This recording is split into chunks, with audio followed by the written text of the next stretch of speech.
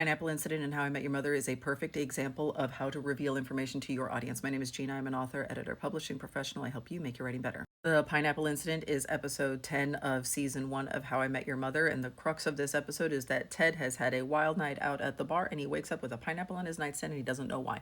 More importantly, there's a woman in his bed and he doesn't know who. This episode does a couple of things really well. So one, it establishes kind of a long-running gag that is funny throughout the story of one, this pineapple, and two, Marshall thinking that their bartender is a vampire. But it also demonstrates how to have an inciting incident when the stakes are really low and really intimate. A lot of people ask me, like, how can I possibly have a structure in a slice of life story? This is a really good example of that. The story here is that Ted has a crush on Robin. And about 2.5 minutes in, which is the 10% mark where the inciting incident happens, he finds out she's dating another man. That's pretty low stakes. We're not trying to save the universe. We're not trying to stop the government from doing something crazy. This is just a man has a crush and she's dating someone else, so his feelings are hurt. But that still puts him on the path that takes him through the entire rest of this episode. That is the inciting incident. It does not need to be save the world stakes in order for there to be a plot. And the second thing that this episode does really, I guess this is the third one since we talked about like genre expectations and running jokes. So they reveal a bunch of different questions, a bunch of different mysteries to the audience. But then the order in which they reveal the answers to those mysteries is a really masterful lesson in how to do a plot, particularly if you are trying to hold on to secrets. Early on, we reveal these 3 mysteries very, very quickly. So Ted wakes up, there's a pineapple on his nightstand, you get the laugh from the audience, he sits up and stretches and rolls over and realizes, oh my gosh, there's a dark-haired woman in his bed, he doesn't know who it is, he doesn't remember doing it, and then he gets up out of bed panicking and falls down because he has sprained his ankle. So we have introduced 3 mysteries very, very quickly. Of these, one of them is not all of that interesting or all of that intriguing. He was really drunk the night before, you could probably guess why he has sprained his ankle. So they go ahead and they reveal the answer to that. They solve that one for you very, very quickly. So we are still holding on to the big question of this episode and the fun question of the episode. So this, even if you start to get frustrated and are like, oh, I don't really care, or we still are wondering where that pineapple came from, how did that come to be? And they reveal several other mysteries, but then they reveal the solutions to them way out of order. So if we go all of these 7 questions that get asked in the episode, there are 7 answers to them, but look at the order that they are revealed in. What a lot of newer writers do wrong is they introduce a mystery and then they answer the question immediately. They introduce it and they answer it, which if you look at, this is the big question in this episode. What does this do to the tension in the story if we answer it immediately? Does your reader care about any of the rest of this stuff if we have already solved the big mystery, if we have already revealed the big story plot, the big question on everybody's mind? Possibly more frustrating is that a lot of writers will introduce all of these mystery, and they're like, oh my gosh, look, I'm asking so many questions, I'm making this so mysterious, I'm giving, like, it's such a twisty plot, nobody has any answers. But nobody has any answers. They don't have any reason to believe that you're going to fulfill your promises, that these are solutions, these are promises to your reader, like showing, yes, I am going to get you the answer to the big question because I'm answering some of these little things. If you don't have any answers, this is halfway through the book, you still don't know anything, you don't understand why anything is happening. That's extremely frustrating to the reader. This is often what people will do when they think they have an awesome reveal, big twist ending at the end of the story. But what ends up happening to your reader is, one, they either get frustrated and they put the book down. They don't want to finish reading it. They don't care because you have frustrated them too much. 2, they get to the end here and they're like, oh yeah, I forgot that that was even a question I had.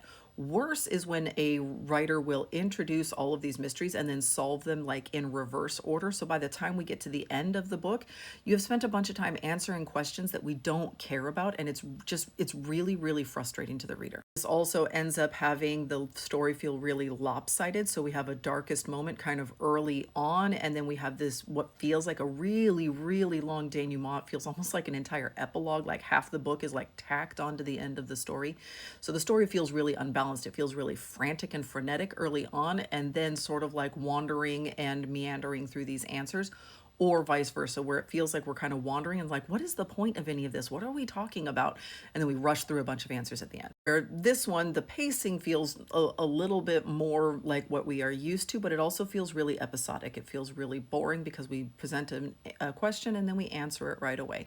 We present a question, then we answer it. Why would we stick around to the end if we just know that it's going to be this plodding, like yes, no, yes, no, yes, no, kind of a pace all the way through the entire story? What this episode does instead, like I said, it opens up with these 3 questions, one of which is really fun, one of which is really important, and one of which doesn't matter at all. They solve that easy one one really quickly. Then they give you two more questions in pretty quick succession, and they solve one of them very, very easily. So Barney is sleeping in the bathtub. Like, that's definitely a question mark. That's like, what the heck? Why are you doing that? Oh, but he answers that really quickly because that's not actually part of Ted's arc.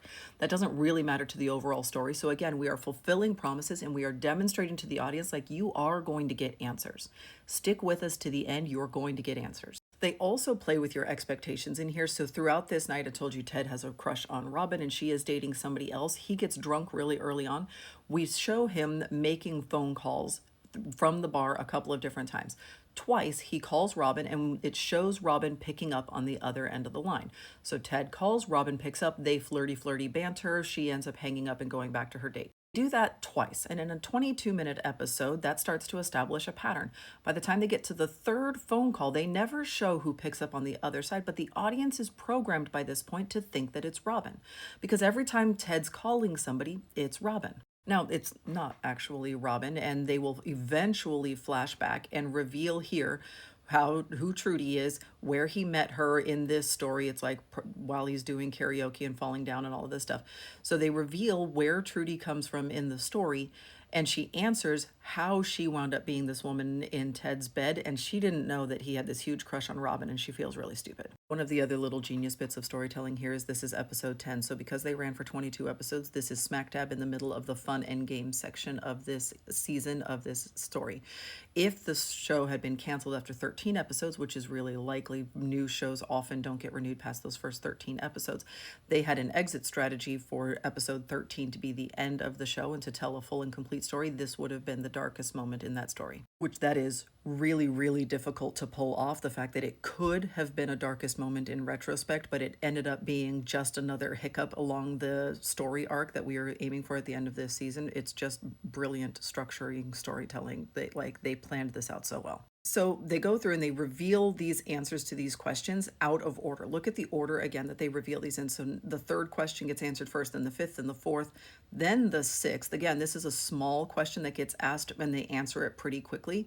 And then we figure out the answer to the big question. So even though we have the answer to the big question, the way they keep tension for us through the end of the episode is as soon as Trudy is done telling her story, Marshall is like, damn it, where did the pineapple come from? We still have this question that is sitting out there. And they never actually reveal this until it's like a deleted bonus scene that was released on the DVDs. I think they released it as part of like the promotional material online. I think they should have left this off. I don't think they ever should have revealed where that pineapple came from. I think they should have let that be a mystery. In fact, they say at the end of this episode, we never did figure out where that pineapple came from. That should have stayed. They should not have revealed this because the tie into this other character felt a little contrived. I also understand by the time they were trying to tie that other character in, people really liked the joke of that character, the captain. And it is a funny joke. He's a funny character that's kind of like this sideline character throughout the later seasons. I think that they should have left this off entirely, that we should have just ended with this little teeny tiny resolution of like, Ted did not vomit. And we actually don't find that out for 5 more episodes. So at the end of this 22-minute episode, we have left some questions unanswered. People are also often asking me like, okay, but if I have to have a full and satisfying story in my book, how on earth am I going to get people to come back for book 2? This is how. You leave some things unanswered. So like Ted did not vomit. That is a question directly from this episode. We don't know where that pineapple came from. And even though they said, you know what, we never did figure out where it came from, we still have this unresolved tension between Ted and Robin. At the end of this episode, she is very clearly in a relationship with somebody else. Ted has got to move on. He has got to get a handle on his emotions, but we still have this unresolved tension out there between them.